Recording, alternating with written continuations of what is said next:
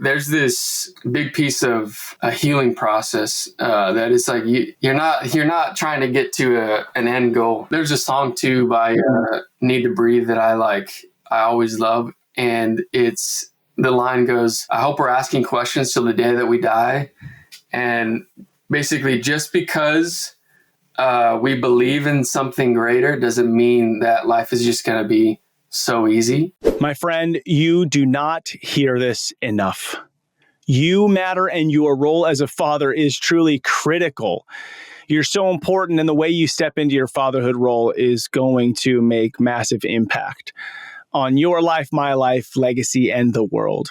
3 nuggets that hit me from my conversation with my friend Devon today are: 1, the benefits of creating rhythm in your home; 2, the power of working to heal your own wounds as a man and what it will do for your family's intimacy; and 3, the hope for you as a man and a father in breaking addiction to pornography. Welcome to Fatherhood Field Notes Podcast, where I interview incredible fathers, gaining wisdom from their stories for you and I to grow in our craft. I'm your guide, Ned Shout, father to 5 kiddos, currently ages 11 to 18, and husband to my rad wife, Sarah, working on our 21st year of marriage. So yep, I'm in the thick of it, and I am working daily to rebel against the low expectations for fathers and create a world where fathers know who they are as they show up for their families. You and I have the greatest opportunity to impact our world through the way we embrace our fatherhood role. This episode is brought to you by the Adventure of Fatherhood, helping men discover their powerful fatherhood role and build their fatherhood skills.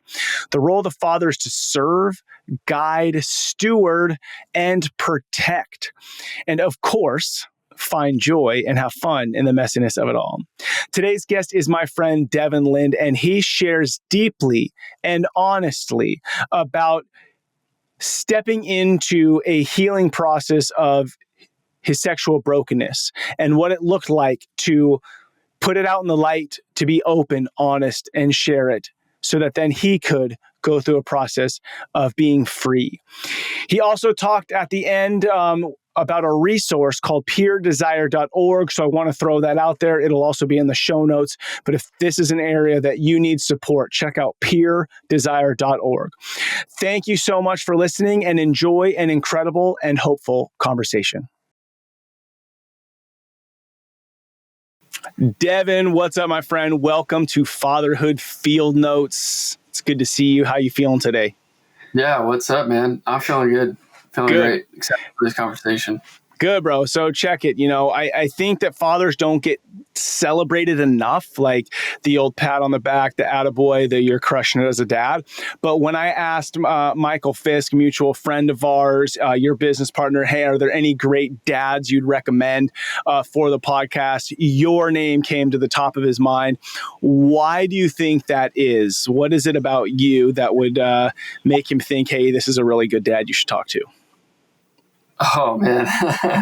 Yeah. I mean, Michael's one of my best friends, and he's definitely a guy that I've looked up to as a father. He's like, I would say just like a few years ahead in life than me.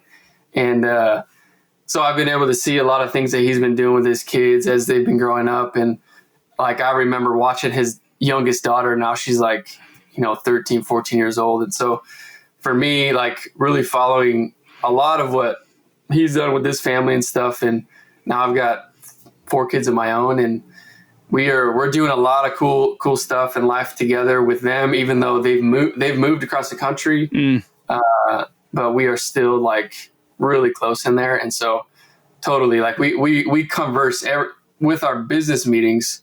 A lot of them are like, hey, we're trying to get new ideas and stuff like that for our business and trying to solve problems. But a lot of it is just, hey, what are we doing with our family? Yeah. Like, this week or this month, or new traditions we're doing and stuff like that. So we are always just talking about that stuff, which is so good.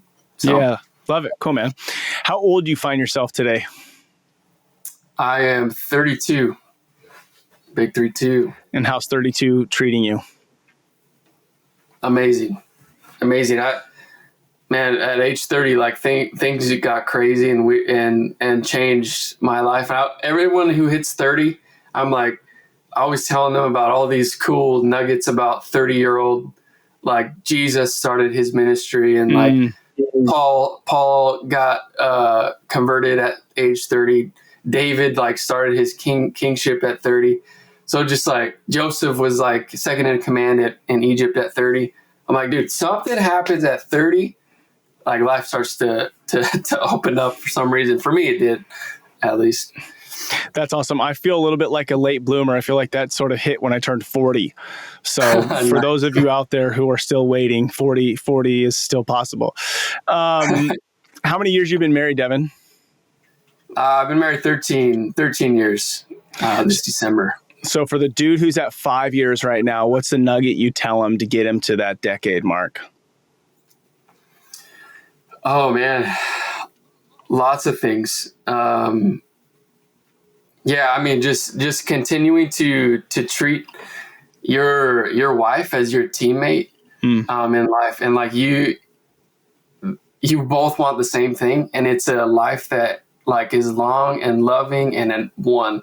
Like it's a lifelong pursuit to see what like oneness is with your spouse, and like keep pursuing that. It's good. So you already mentioned it. You have 4 kiddos. What's the spread? What are the ages? Yeah, our oldest is Quinn. She's 8. She's amazing. We homeschool our kids, and we do like a co-op with an outdoor school that we have here in Spokane. And she was the first one to kind of get into that, but it's all year outdoor in the snow and all this stuff. And they teach them all sorts of cool stuff, which is awesome.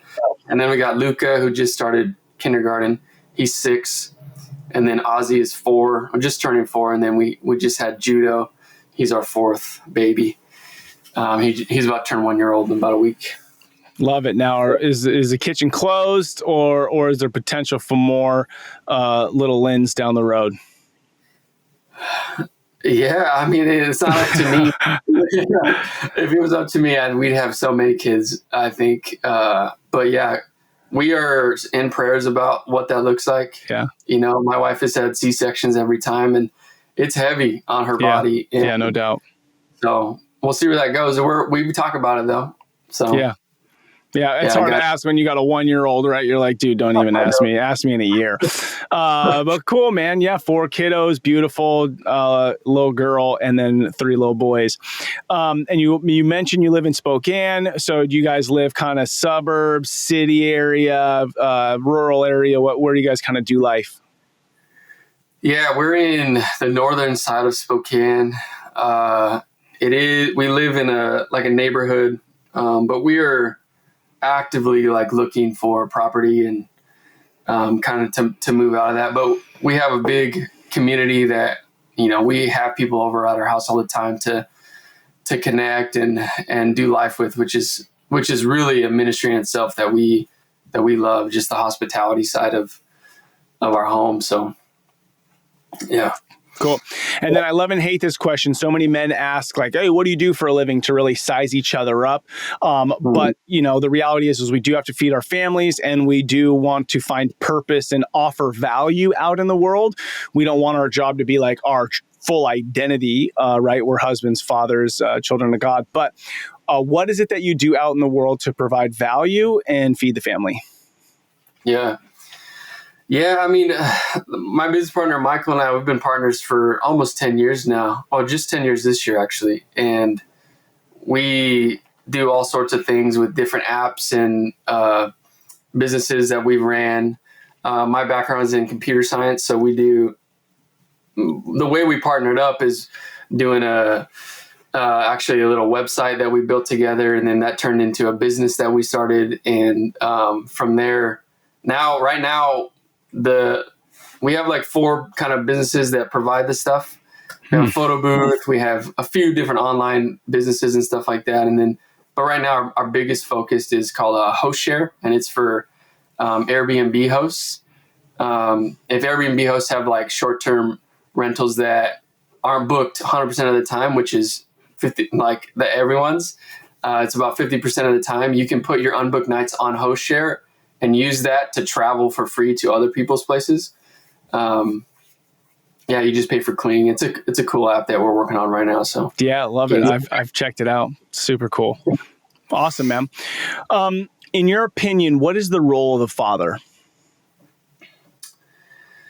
Yeah, I think my biggest thing with being a father and learning through is just, man, our role is to imitate what the Father, God the Father's role is to us. The family is like this, I guess, small impact of like, man, my kids, if they can look at me, and if I love them a certain way, Scripture says your Father loves you and He has evil in His heart. Imagine how much I love you. Yeah.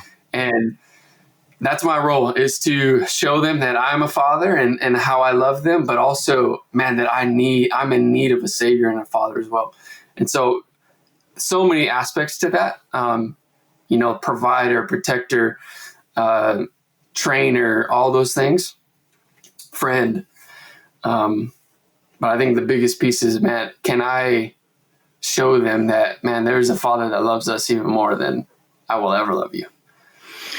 It's a pretty big opportunity and responsibility for dads. So for us dads who, right, we know that there are areas of us that are quote unquote broken, or maybe we're insecure, or, maybe we didn't have a good dad.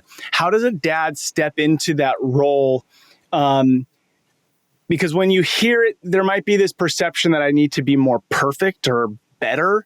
And I know that's not what you are saying, but the dude who's listening to this right now going, well, shoot, man, I still am like really working through life. How can I be that to my kid while I'm still like trying to figure this out? What would you coach them, direct them, or conversate with them about? Yeah, I think the biggest thing is you can't give to your kids something that you haven't like done yourself. And if that's a piece of healing that hasn't happened, if that's a piece of your life that you're still hiding or secret or it's broken, is like, if that stuff hasn't been dealt with, and there's no way that you're going to be able to pass the healing that comes with digging into that stuff onto your kids. And so I would encourage anybody going through something like that is the piece where it's like, you digging into our brokenness is where we actually find like we can use our story of brokenness to further so much more in our lives. It's like using our weakness. It's like, that's where God wants to really impact what we're going to do. Yeah. As you talk about the word healing, right? I think if like I have a broken arm or a cut and I need to go through a healing process, there's something that is not maybe right with my body, or there's something that's it's not aligned with how I was designed, right? So healing is coming into alignment with that. But talk to me about the difference of healing versus perfection, because we know in this lifetime we're not seeking to be the perfect father, but going through a process of healing and basically sharing your story with your kids. I don't know what's coming up for you as I kind of bring up some of those ideas. Yeah, man, this is like this concept that's kind of been hitting me a lot over the last 3-4 years, of this when you get wounded, right? You get a cut or whatever, you can either leave it and that'll start to get infected. That'll start to take over other pieces of your body, right? Your arm, or it gets cut, and now you got to cut off your arm, like that happens, right? And it's similar with our woundings, either woundings that have been done to us or woundings from our own decisions. It's like, if we don't bring those into light, bring them to the doctor, right? Bring the healing here so the doctor can do whatever he's got to do. Maybe there's some rehab that needs to happen. Maybe there's something. But when a wound gets healed, a wound is no longer a wound. It turns into a scar. Mm-hmm. And scars are badass. Like Yeah. scars are worth telling a story about. Like Mm-hmm. I have this scar on my arm. I always tell my kids about where, I wrecked this go-kart when I was 15 years old. Mm-hmm. I stuck my arm out and just like road raged it. And my kids they're always asking, Dad, tell us the story, when you like your go-kart. But it's those stories, even when you do have the healing with something that's broken, even internally, right? And you've actually allowed that, you put in the time and the effort, because to heal something takes time.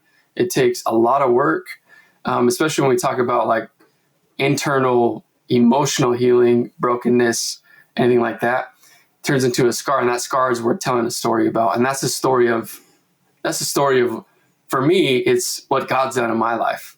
And it's through the story of brokenness that I'm actually able to point to the perfect Savior. Mm-hmm. Mm-hmm. And I want to get into your story in a minute, but as I'm standing here, I want to bring up another thought that I'm having. So I'm standing here at my desk, and my left ankle right now hurts super bad. Like yesterday, I did this 7-mile workout, and whenever I do anything over a couple miles, my ankle will pay for it for a couple days because of I had a compound fracture 5 years ago, and it's healed. The bones are healed, but there are times that pain still arises from that wound that I had.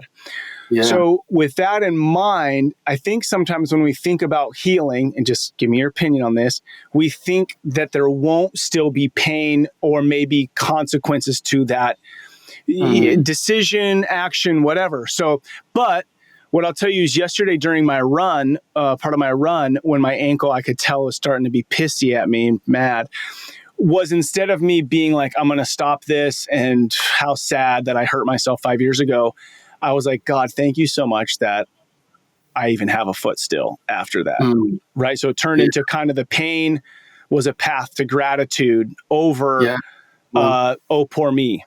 So for you, thinking about pain after healing, I don't know, how does that play into this conversation? Yeah, I mean, like, it's the same concept of like, hey, if I just get to this certain level, if I get this next house, things are better. Mm-hmm. If I get married, oh, it's gonna fix all these problems. If I do this or whatever, there was a very clear chuckle after, if I get married, these problems will be solved. I think everyone's felt that way, men and women. Yeah. Go on. Yeah, it's just because there's this mentor of mine. He always says, a lot of people say that if you get married, it's going to solve all the problems. And he's like, nah, marriage just reveals more of what you already are. Yeah. And anyway, but back to the, like, yes, things are going to continue to come up. But yes, I think there's this concept of like, now that you have found healing, our brains start to change how we see those moments, and I guess the woundings or maybe a traumatic event or something like that, because of you've re-experienced that event through healing and gratitude, as you say, or anything like that. That just allows us to have a new perspective about what the wounding was. And I think that's just it's like you ask yourself the question, like, how do I feel being gripped by these feelings of whatever it may be, hurt, anger, whatever it is? Or can I choose now to focus on the things that are pure and noble and righteous and good? And I think that's where it allows that change in perspective. Yeah, the perspective is the meaning you put behind the event now, or the outcome of the event. So something that hit me as you're sharing this is you're using the word healing over the word healed. And I kind of like that because we're talking about a process. Healing is like, it's a process. The other thing you said is you can't give to your kids what you haven't yet experienced or are experiencing yourself. And you made a quick comment maybe 5-10 minutes ago about bringing it out to the light or out in the open.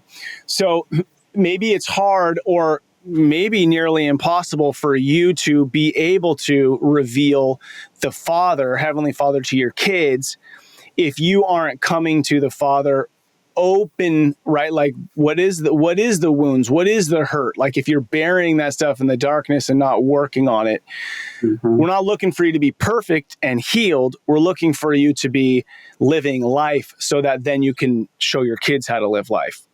Yeah. You agree with that? Yeah, totally, man. I think like there's this big piece of a healing process that is like you're not trying to get to an end goal. I think there's a song too by Need to Breathe that I always love, and the line goes, I hope we're asking questions till the day that we die. And basically just because we believe in something greater doesn't mean that life is just going to be so easy. And we're continuing. I butchered that line, by the way. I'm like trying to recall it. That's the concept for sure. And so, yeah, I think definitely it's like it has to be a process. And it's with our kids. It's like there's this study done on like having a coherent narrative of your own story, of your own time. And it's like those parents who have a coherent narrative of where they've been and where they are, and maybe even where their parents have been, and we're able to coherently tell that to their kids, those kids are a lot more attached, like emotionally, to their parents. No matter how big the trauma or whatever piece of the story is, it's like it's actually we're able to connect at a level because we actually understand what is happening and why we do things the way we do. So I think that's so important to recognize that. So share your story. So let's bring some like real life experience to this process of brokenness, healing, and then if you want to tie that to how that kind of helps you in your fatherhood role. Yeah. So my story. Growing up, I grew up in a home. My parents loved me. My parents were always there. My dad was ex-military. He was he was a police officer, a few different ways about. And so I grew up in a home that was like pretty like straightforward, like straight to the thing, very high standards, tuck shirt in. I was just me and my younger brother. I was the oldest. And one thing I learned pretty quickly is like how to perform and how to raise the standard. And I think that's partly like within my own home, but also within just my friends and stuff that were around me. Just, I felt like I had to stand out in order to, just be the best. And so with that in mind, my kind of performance mindset is just, man, I had to perform and if I didn't, like, I don't want people asking what was going on or like why I wasn't performing or what was actually happening. So I just didn't allow it to happen. But yeah, my story of brokenness is really just in sexual brokenness. At a really young age, I was, around 5 years old, I was exposed to like a naked woman on a TV screen and didn't know what to do with that. And then I get into my early teenage years and I find, what pornography is, and I find masturbation. And this became a way that I started to cope with things that were heavy on me. My parents, caught me a couple of times and, locked things down. And there were times where I, didn't act out in certain ways. But then I get into high school and I start dating, my future wife at the time. And she goes off to college a couple years earlier than me. We're still dating, but I'm getting into this realm of like, man, my dream was to go into the Air Force Academy because all of my family, like my like path to manhood was I gotta go into the military and serve my country, which I still like I love the legacy in my family. My grandpa was a World War II POW veteran. My other grandpa was in Vietnam. My dad served in Desert Storm. So I was like, I'm headed there. Yeah. I'm going to be an officer because nobody else had been an officer in my family. And I'm going to go fly planes. Well, I get all the things I need to get into this academy. had the grades. I was valedictorian in my school. I had all the things that you needed to do. And it was like so hard to get in. There's one thing that rejected me, and it was due to my back. I had a back injury as a kid, and it's called spondylolysis, and that just crushed me. And I got rejected medically from going there, and I continued to scratch and claw this to get into the military in some sort, and just kept getting denied. No scholarship, no nothing. I was just like, wow, that's a pretty clear door that God just like, hey man, we're shutting this door. This is not what you need. But it crushed me. This is after doing a lot of self-discovery of like, man, how bad that was. And what happened after that were things that I did that I would have never done. Because it was like, I do things by the book all the time, but now I do them by the book. It doesn't happen. It doesn't do what I want if I do it by the book. It doesn't do it. So why would I do things by the book anymore? And that's when I got into just pattern of sexual brokenness, addiction, looking for, fulfillment in women and girls. And that's what that turned into. And soon after that, I was able to open up about some of that stuff when I got into college. And, that got me to a point where I was like, man, this stuff is like freeing me. And you talk about like pornography addiction. Like a big thing is like this binge purge cycle. Like you'll binge for a long time, but then you'll find some like event or something that happens and you'll start to purge everything. And like, you're good for a few months. And for me, that's what happened. And I was like, found some dudes. First time I'd ever talked about it.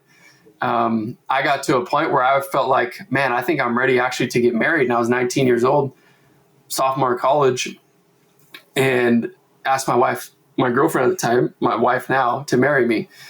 I told her about, my struggles with pornography and stuff, but I didn't tell her about the deep stuff that actually happened in high school while she was gone. I didn't tell her about the stuff that, really I was holding on to the grave, and I would never tell anybody about. Yeah.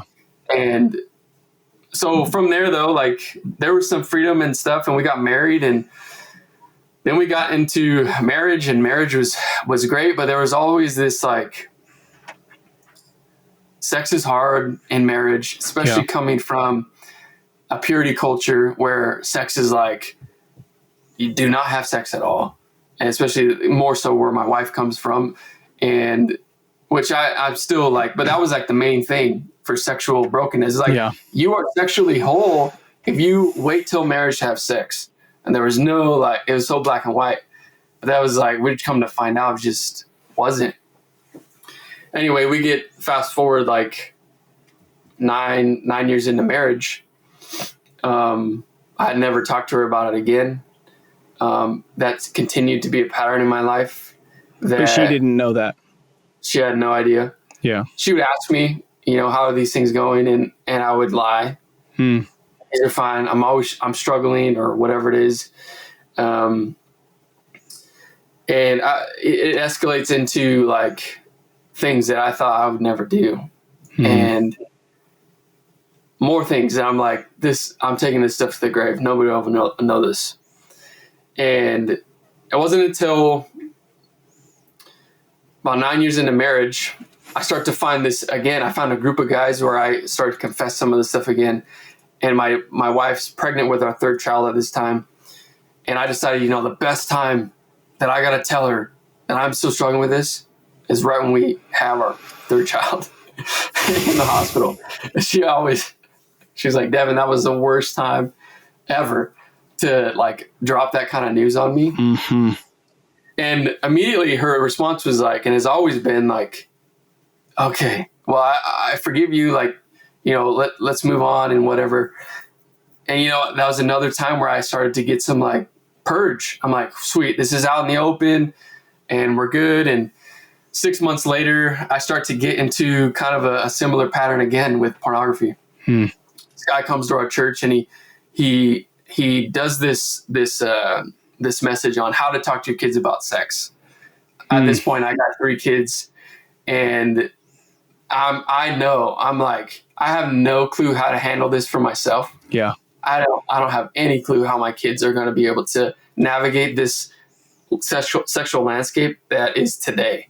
Like, it is so much so bigger and crazier than I was. The iPhone had just came out when I graduated, like when I was in college. And so that's like scary to me at that time. But I hear this guy talk, and he's talking about his story, about him growing up and who his dad was, and how he, feels like he had to go to the altar call every Sunday to get re-saved again because of, the sin that he was committing. And I had never heard a guy, and this guy's in his probably 60s, going up there sharing.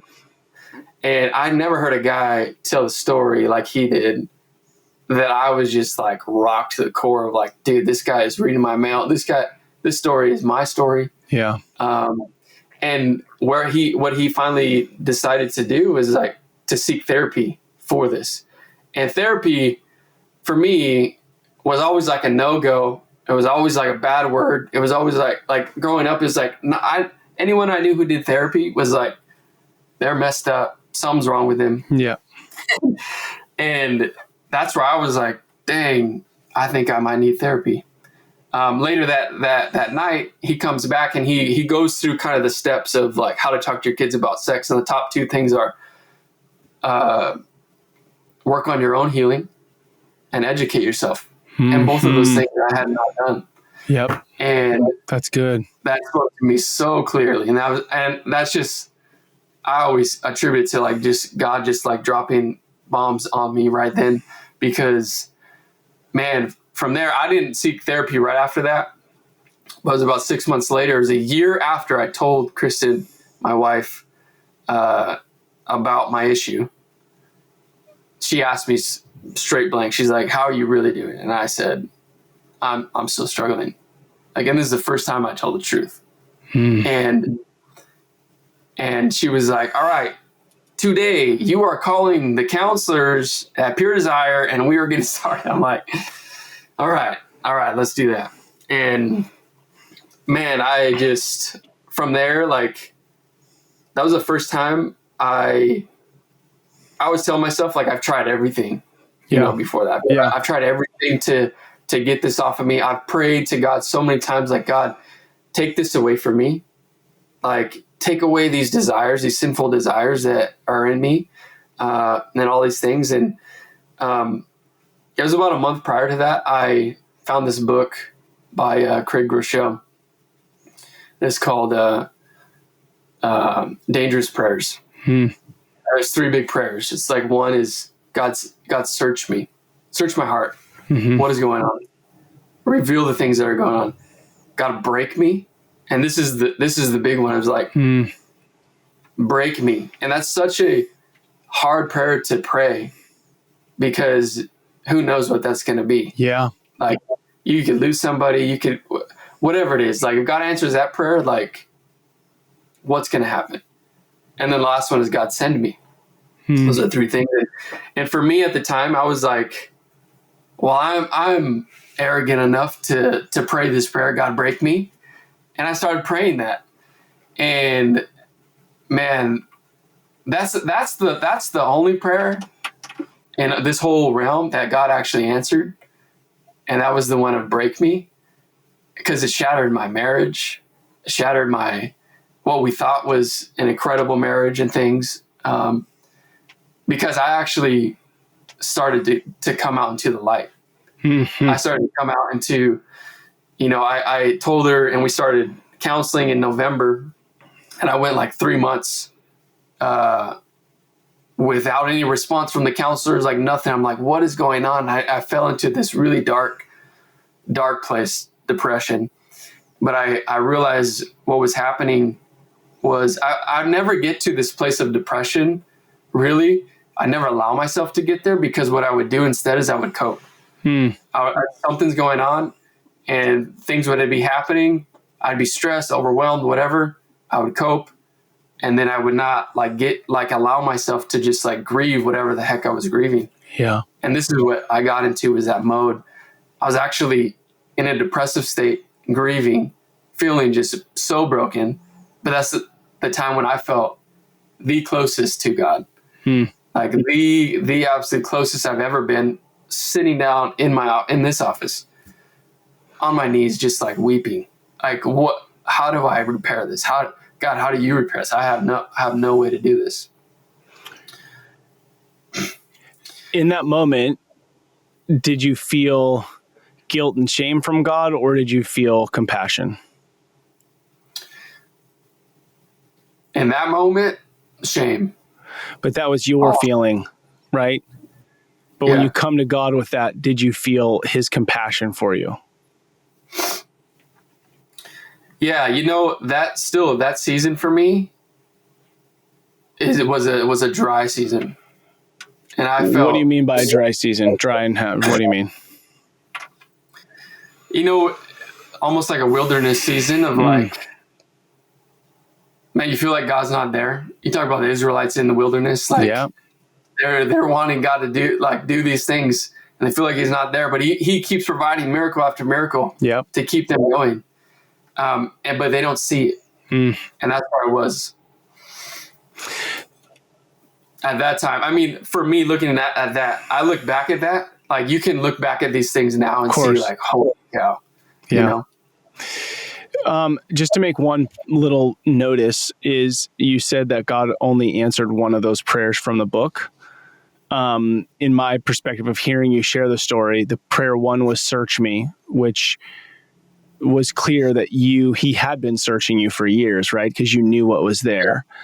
The break me was definitely this moment you're sharing with us now. And the send me, you're doing it right now, and you just told me before we even started, you and your wife spoke about this to 500 people a week ago. So you're able to use your story. So take us through kind of, if a dude is sitting there going frick, man, I have just sort of accepted that I'm going to go through the look at porn, purge, repeat. So I've sort of accepted this is what I'm going to do for the rest of my life. Then the second, so the one moment you said that felt very powerful is I told the truth, brought it to the light. What is that process? What is that process from, telling the truth to freaking wilderness, which isn't a bad thing, and not that you were saying that, but for the dudes listening, look at the Bible, dude. Jesus was in the desert 40 days, right? Wilderness is an opportunity to where you sit today, 4 years later, in a healing process where you can talk about this with authenticity. Yeah, I mean, it comes to a place of there. Yeah, you're right. I meant to say I wasn't. God didn't answer the prayer for me to just be rid of the sin and be rid of that. He answered the prayer of break me. Mm-hmm. And I do. I believe he's answered all of those prayers from that book. But it was that prayer of break me that took me there. I think the piece of that break me that he talks about in the book too is there's going to be a moment where you're breaking. Things are breaking. Things are happening. And you're imagine yourself laying on the rock and you're about to break. But you're holding on. You're holding on to everything for dear life for what's about to happen. And he says, in that moment, you have to break. You have to let it break and let it go. What is it that breaks?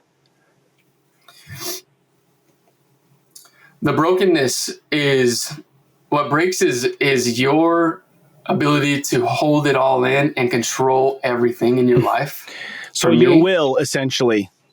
Your will, your pride, yourself. Mm-hmm. Coming to the end of, when you talk about coming to the end of yourself, laying down your life, That's what I'm talking about, is that breaking. So tell me kind of sum up the process. So once you kind of hit break mode, what's the process? And then what's the freedom you're experiencing now? What's the hope for dudes? Yeah. Yeah. I mean, it's breaking. I had that moment of during counseling, it was like, hey, we're going to do a full disclosure to you and your wife. And I'm like, she doesn't need a full disclosure, just porn and stuff. And I'm gonna still hold these things. Still controlling, still trying to control it.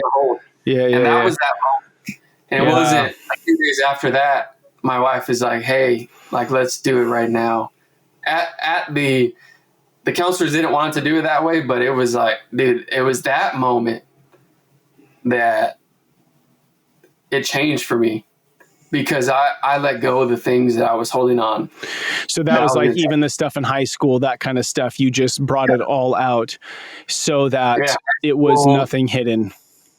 So what's the benefit, right? So you think about, man, there's certain things I'm going to take to the grave with me, but what did it do for your heart and what did it do for her heart?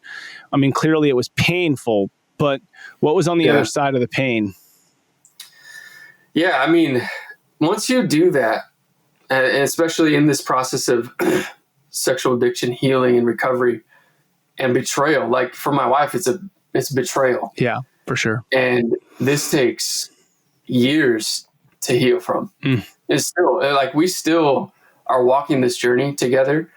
But on the other side of it has been, dude, intimacy like I have never experienced in my life. Yeah. Like, being fully known and fully seen and fully understood is like, there is nothing greater in this world than being known and understood, and seen. And what it is like, man, a year and a half after this process, we worked through, it's like a lot of counseling. We're in groups with people talking about this stuff. My wife is going through healing and talking to other women who have been through this stuff. And we go and we're like, all right, we felt a strong calling. I did, at least. I got to share this. Like when something changes your life, like, man, you're so on fire to like, dude, you got to share this stuff. And what changed? What changed in your life? My marriage changed. My marriage changed. My relationship with God, like my relationship with people in general. Like, I didn't realize how much, and this is a thing that we always talk through in this recovery journey, is how much a pornography addiction we think is just between us. It's just between me and the screen, or me and whatever it is, or me and God. It's like, it affects every aspect of your life. Yeah. All your relationships. You're preoccupied. You're scheming to do things like, yeah. So when you start to release that, that's when things just start to open. Yeah. For me, it's been like this veil is just like open up, and now I can see like where I'm headed and what I'm supposed to be doing. And I love how you said the intimacy, and in intimacy, the being fully known, right? Because that's what we want in life, is to be known, seen, heard, belong. And when you have lies that are like rocks disconnecting you from those that matter most. And really, it's so wild how we'll search for that intimacy in other things, right? Whether it's our job, pornography, or whatever it might be, that we search for intimacy. And then once that's released and you come into alignment with more of who you are, all of a sudden the thing you were searching for is like been there the whole time. It's like you were just in the way. Yeah. Yeah, that's so good. I think it applies to like everything. Why are we striving at the wind for all these other things that we think are going to give us value, and give us our meaning, our identity? And that's really, really what changed for me. Yes. So to wrap this up, because I want to ask you a couple other things. Yeah. What would you tell a dude right now who is, I mean, clearly you've mentioned a year. I heard you say it was a year of counseling and maybe more.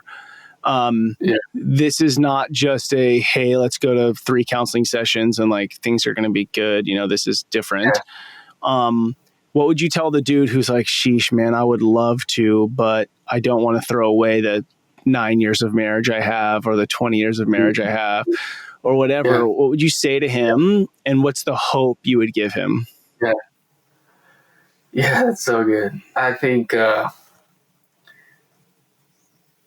like everything eventually is going to come to the light.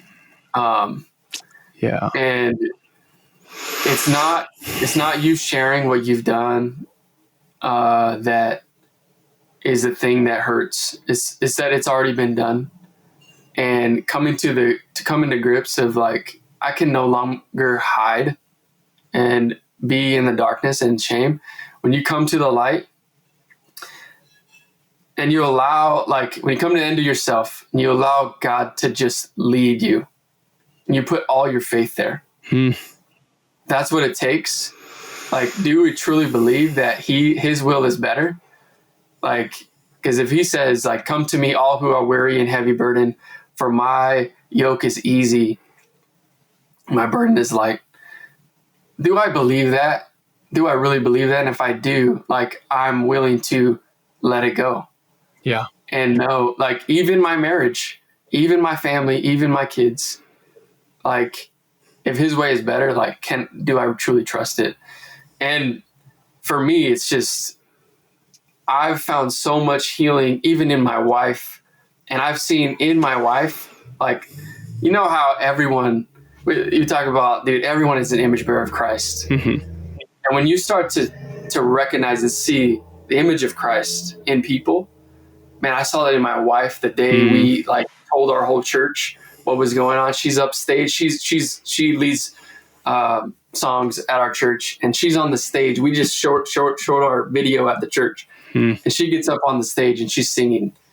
And I saw her take on my shame in front of everyone else.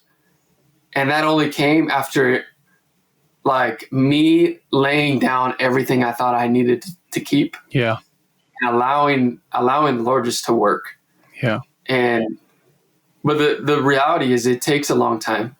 And it takes making this like a top shelf priority in your life for you to break through this. Oh man. And you guys listening, like, this ties directly back to the opportunity we have to reflect God to our children. Like, I think sometimes we could say, you know what, I'm okay with being kind of a piece of shit and living this way, because it doesn't, it's just like Devon said, it's between me and the screen, or between me and God. But a question I kind of fall back to, so I have one son and 4 daughters, is do I want my son struggling with X, Y, or Z at 30 years old? If I don't want him struggling with it, then I need to be the one to fight against this for his sake. And I will tell you, bro, I strongly believe this. I don't know the science or the spirituality behind this, but I truly believe that if a father breaks the addiction of whatever that is, say it's pornography, and there's not this like spirit of that in the home, that your son is just far less likely to even stumble into that world. I think that the work we do as men is just straight up passed to our kids, seen or unseen. And our kids matter so much. Like, I want to set my kids up for as much success as possible, and not success because for success sake, but for who you are. Like, dude, we are to live by a different kingdom. There's opportunities right there. And then we're not talking perfection. We're talking hope. We're talking intimacy. We're talking connection. There's this concept of that I love is our kids' floor. Our ceiling is our kids' floor. And if we continue to move that ceiling up, and whatever that looks like, because you're 100%, man. It's not that they won't fall into it, because you know what? They might fall into it. But it's that you've created the emotional awareness to be able to handle how to go about that, because you've done it. Whatever it may be. It doesn't have to be sexual addiction or anything. It's just like, there's elements I think of all of our struggles that we can pass on in any aspect of life, if we've like done the work to dig, like how do we heal from that? It's good, man. All right. Any last thoughts? And then I want to shift into a couple questions before we wrap it up. Yeah. I mean, just there is freedom. Like you had said it earlier, like, what about the guy who's just saying, I'm just going to live with this for all my life? Like that is a lie from the enemy. And I 100% know, like, this, you can fight this, and there is freedom, and it's worth it. Yeah. It's worth every second of it. Yeah. Yeah. Your life matters. Your family matters. Your marriage matters. Your kids. Well, dude, thank you for being open and making it not such a taboo thing, but the reality that this is what a lot of people struggle with, and for sharing hope for, restored marriage, restored relationship, and opportunity to, love on your kids through doing the work that you've done on yourself. Okay, with that being said, and we're talking about leadership with our kids, you had brought up that you're doing some tradition with your kids, and I kind of shared, about going to Shabbat and creating a new weekly dinner that's a little more intentional for my family. What are you doing, and why? Yeah. Yeah, I think through this journey, like a lot of it, kind of right before this journey really started, my wife and I was like trying to get us in alignment with a mission. What are we doing as a team? Like, I believe God ordains our team. Every single kid that we have has a role to play on our team, and there is mission that He set before us. And it has gotten so much clearer for us now. Like, man, our mission is to live in the light and to lead the way. Live in the light and lead the way. Love it. Yeah. Love it. And so now, like, everything we do, we come back to, hey, how we let in the light, how we help people walk through things like this. And it's so fun to do with my 6-year-old. He comes home from school and he's like, hey, I asked my friend, he has got the same name as him, as Luca. He's like, if you believe in Jesus, and he says no. And I said, I do. And it's just no shame in like how to walk through that. I mean, that's not how you just say you believe in Jesus, but there's just like being real with who you are. Yeah. And knowing who you are is like, and not knowing what feeling you believe. You have to hide to conform to what everybody else is doing, being okay with that. And knowing what you believe, I think, is pretty important in a world that is struggling with identity. Yes. Big time. And I think as fathers, so talk about this, as fathers and as parents, in some sense, we're like, we don't want to force a religion per se on our kids. But then on the flip side of that, you don't want to just free for all, do and say whatever you want and have no foundation. Like, it's our responsibility as fathers to create a foundation for our kids. Yeah. So how do you do that in a freeing way? And then talk about the tradition you've been implementing with your kids. Yeah, the way we do that mainly is rhythm, like weekly rhythm. And you talk about Shabbat, like we've been doing Shabbat for just over 2 years now. Beautiful. And it's like mini Christmas. It's like every week, mini Christmas. My kids are just like so jacked. It's set apart. It's like this dinner where we talk about, we get to bless the kids always, like with their identities and their identities as sons and daughters of us. And like their, them going forward to build our family from generation to generation and things like that. Yes. And so we get to do that at this like rock to our week, which is Sabbath, where we rest and we say, whatever else is going on, I don't have, my office cleaned, or I don't have this done or that done. Like, let it go. Like, we truly just want to sit in the presence of the King. Like practice that every time we sit at the table at Shabbat. We're sitting at the table, dwelling in the presence of God. And so for us, that's a big piece of it. Doing that weekly rhythm. That's we cool. do other things, like even now I'm starting to implement like biblical holidays into our year rhythm. One big one that's coming up is called Sukkot, and it's the Feast of Tabernacles. It's a 7-day. It's a dope holiday. 7 days outside in a tent, and you feast, and we play games with my kids, and we invite people over from our community and our neighborhood, and we just enjoy that time by the fire for 7 days. So have you done that before? My first year was last year doing it. And so you just took 7 days off of like life or what? No, I did. I took the first day off to like build the tent and stuff. Okay, they call sick. It. And we just resumed the party in the evenings. So I invite new people every night. I continue to work through the week. And so then is your wife just like cooking food or what? We both are. You both are. Okay, sick. The big thing too is like as father, like one big thing that I've started to do too is be like, I got to be the master of the feast too. Like, I can take on that energy for my wife, because my wife, man, she's got so much on her plate already. But if I can come and bring energy to be the master of the feast and be the host and the hospitality or whatever it is, that's just another level that we can show our kids how to lead. Yeah, so let's take a step back here, and I want to hear your response. Think about Shabbat. So just real quick for dudes listening, Shabbat, you could, Devon, you could probably give a better explanation, but like Friday night starts off Sabbath for, it's a Jewish weekly rhythm, kind of like a flow to the dinner.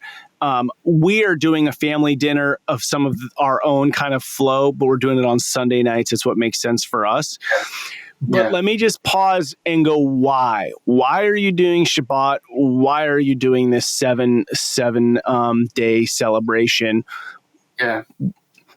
Why outside of I should do this? Because dudes listening, I don't want you to do anything that you feel like, oh, because you could easily go like, well, Ned and Devon are such great dads. I'm just not going to do anything.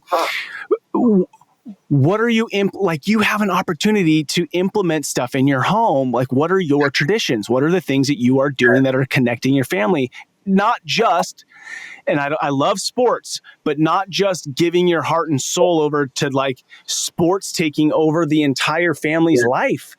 And we have to pause and go like, is it really just Thanksgiving and Christmas? And then are those really times where everybody leaves super joyous of connection?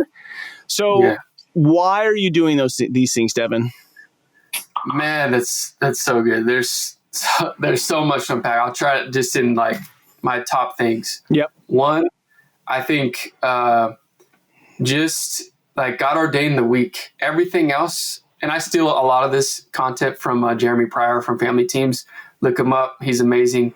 But God ordained the week, the 7 days. Right? Everything else, the day, and he ordained everything, but the day, the year, the month, all that is proven scientifically. The week is the only thing, technology, whatever you want to call it, there's no rhyme or reason to 7. Nothing. But he ordained it so that we work for 6 and rest on the 7th. And that alone, like, I get into a rhythm where and it's really helped me as my sobriety with sexual purity, of like, man, I'm never 6 days away from a feast and celebration to like let go of like everything that's going on in my life. Yes. Which is amazing. And then the next thing is just, we use that time because we invite my parents, grandparents over. We try to get this multi-generationally because we want to instill in our kids, like, this matters. And we want to take stories from our parents, our grandparents, and just have them instilled into our kids' lives. So they know the narrative of like, where did the Linds come from? Where did the Garzas come from? My wife's parents. And like, how has God been there the whole time? It's not always all about, what God's done, but it's just like even stories, whatever it is, because now the kids, they're used to this rhythm and they want to come home. They want to be back. They want to come enjoy celebrate with us every week. And I think one thing I've seen is, especially we've been doing this more with my parents. We moved away. We live in Spokane. My parents live in the smaller town, like 2 hours away from us. And it was like holiday, Thanksgiving, Christmas. And what we'd run into is, man, we don't hang out that much anymore. Yeah. And this is like exhausting, or this is like really hard to hang out for this long together. But now we have this rhythm where we're seeing each other every week. We're going through the same like Christmas stuff. So now the holidays are super enjoyable because we actually hang out with these people. You have connection with them. You know? So that's been a big piece of it, is like. So a couple things I'm hearing is creating connection for the family that's set apart. It's not kind of like just Monday night dinner. There's some sort of flow around it. It's something to look forward to, right? You typically hear people like, I don't know, what are people looking forward to? A vacation? I don't know, right? So I don't know that people look forward to Sunday morning church. That kind of feels like a chore most of the time, probably. Yeah. So you give something to look forward to, and you're creating space outside of your kids, and then you're not necessarily letting the outside world dictate the full rhythm of your family. You are dictating, which seems like a pretty big component. Now, I think too, a big piece is the stories, like passing on the multi-generational stories.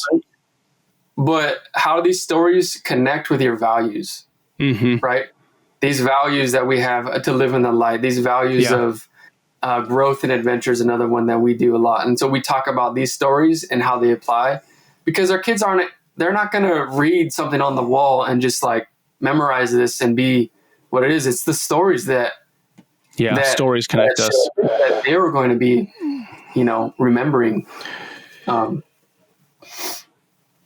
Which comes back to, just interesting enough, because I'm looking at my notes here, is when you talked about coming into the light and sharing the truth, telling the truth, that one of the victories of that was being fully known for the good and the bad, or the good and the broken. Let's say broken instead of bad, right?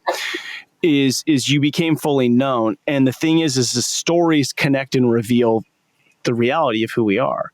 And I think sometimes our kids might not even know us, right? Like, it is bonkers to me. Sometimes I'll have like a 15-year-old at my house and I'll be like, yo, what does your dad do? Like, what's your dad do for a living? Oh, I don't know. I'm like, you don't know what your dad does? Like, that just shows like a disconnect between like understanding the value of the whole family. Okay. This is something that really interests me. So do you have time for like 5 more minutes?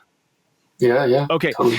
So over the last 3-4 months, this idea of blessing our kids, like, I've always prayed for my kids, but I heard a man pray for his 22-year-old son. I watched it. It was incredible, right? To put the hand on the head. He read it. So he had written this prayer out for his son. So I have since done the same for my kids, written a prayer specific for each of them, which I believe will continue to evolve as I get to know them and see the truth of who they are. And so it's been super rad. So on our Sunday night dinner, I put my hand on each kid. I say this blessing. But you're 2 years into this experience of blessing your kiddos. What has that evolved? So, right, like, I'm a couple months in, you're 2 years in. Catch me up. Where can I step into this? And what's the opportunity for men to pray for their kids in this manner? Yeah, so good. Yeah, I mean, for us, it started easy, like pizza night. Like, especially I had young kids that can't sit at the table longer than 20 minutes. Yeah, that's a win. My wife, that's a win right there. We always talk about like we want to linger at the table. We want to linger. I like it. And like on Friday night, that's what we want to do. There's no agenda. We just want to be together. But it's hard with the kids, man. So we do things too. Like, we set it apart with the kids of like, one thing we implemented was like, we call it pool bath. We have a big like jacuzzi tub in our master bathroom. Cool. And the kids, that's their pool bath night. So they love that. We do things too on Saturday that are set apart. I think it's just figuring out what things, and I think it starts with dinner. If you just do a dinner, Yeah. that is just focused on your family and focused on God for the time. What it's evolved for me is like what I'm going through, maybe in my Bible reading or in some group or whatever, I can bring that to the table now as a father and like read scripture straight out of the Bible. But what I usually do is I'll paraphrase, because I'll go through the scripture and I'll figure it out. And then I'll just tell the story as Jesus would tell a parable or whatever. And my kids, they just eat this up. They will sit and listen to a story all day. That's cool. So those type of things are just so good. Blessings. Yeah, we do blessings. So what does the blessing look like? So the blessings is very intriguing to me. And something I'm leaning into. So for you right now, what does it mean for you to bless your kid? What does that look like? And then what does it mean? Yeah. So I kind of say a little bit about why we do Sabbath every night, so the kids know what's going on. And then we light a candle, we sing a song. After we sing the song, the kids know, like all the men go and put their hands on the boys. And all the women put their hands on the girls. Okay. And we say the same blessing for everybody. And it's the number 6.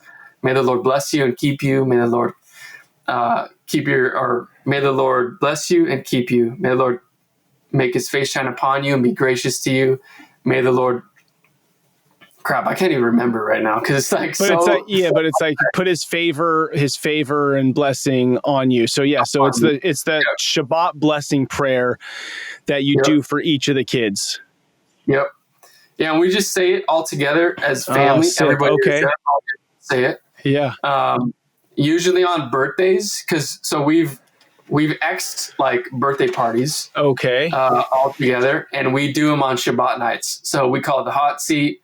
If your birthday's that week, we do, and we invite all of the friends and family over that night for Shabbat. And that's the night where I do a special blessing on the kids, because I'll write something out. Yeah. Usually. Okay. So on their birthday, dig it. Yeah. Right. Because you're seeing something new about them, speaking that in front of everybody.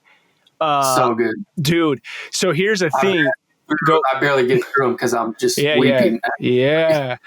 Bro, I feel like this is game change. If a dad could start to pray a blessing, one night a week at dinner, 30 seconds each kid, it would change the way the dad sees himself, and it would change the way that the kids see the dad.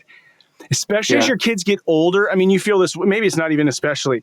It's like how much of our speaking to our kids is corrective, right? Yeah. Which I get it, right? It's our job.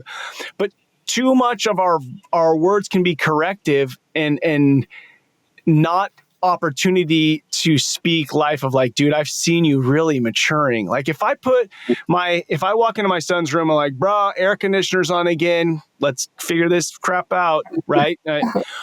That is important. Sure. But me putting my hand on my son's shoulder and be like, hey bro, I've really seen you loving on your sisters this week. And thank you so much. You just crushed taking care of the front of the yard this week. Like, the dude's going to do that more, right? Yeah. He's going to do that more. It's like, such an opportunity. You're just speaking life and identity. It's like, there's no need to scratch and crawl for anything else. He has it. Yes. He has it in his home. And that's what a father, like, we talk about reflecting like God, like that's what God sees in us. Yes. You know? Yes. And that's so, so good.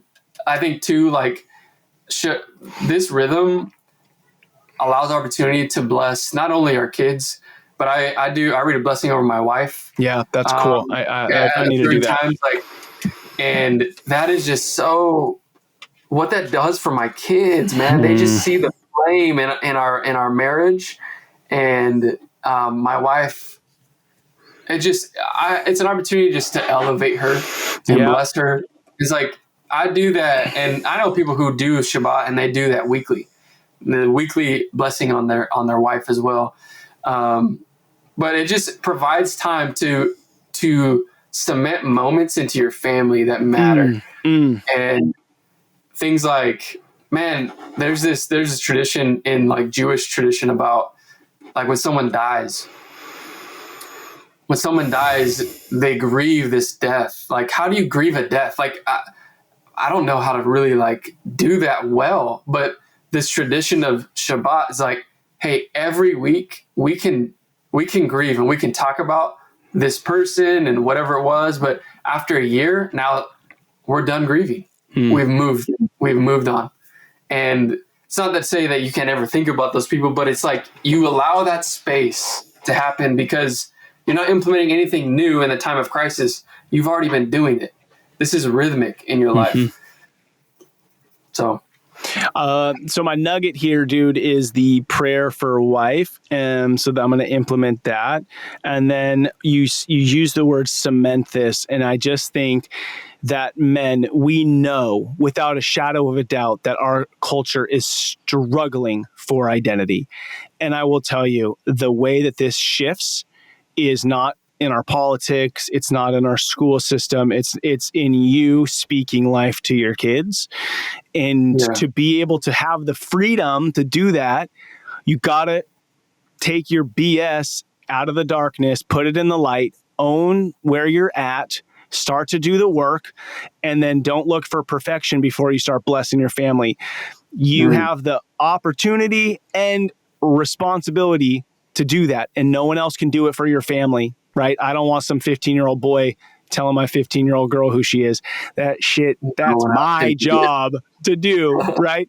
So don't miss your opportunity and the fulfillment you're going to feel, even though it's going to be a messy poop show right at dinner when you do this, right? It's going to take time to cement this in, but the opportunity we have is massive. Devon, brother, thank you for the man you are. Thank you for the work you're doing. Thank you for not waiting till the work is done to share it with the world, at 85 years old, but you're sharing the work now. I pray God just bless Devon and the work he's doing and your marriage and your relationship with your kids. And that as you walk in the light, that the world would just be so inspired by that to do the same. And just encourage you, man, keep doing what you're doing. Like you talked about Michael Fisk, how you look up to him, and clearly you're living a life that I'm sure you are having many young men look at you.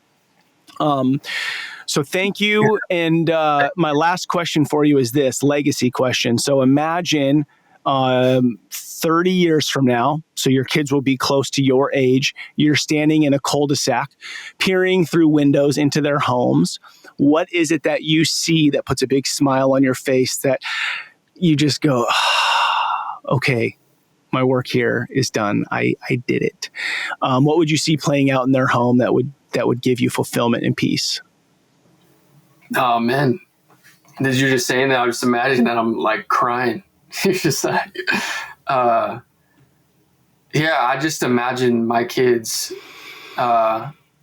sitting around the table feasting and telling stories. Like, if that happens, hopefully I'm there with them in 30 years.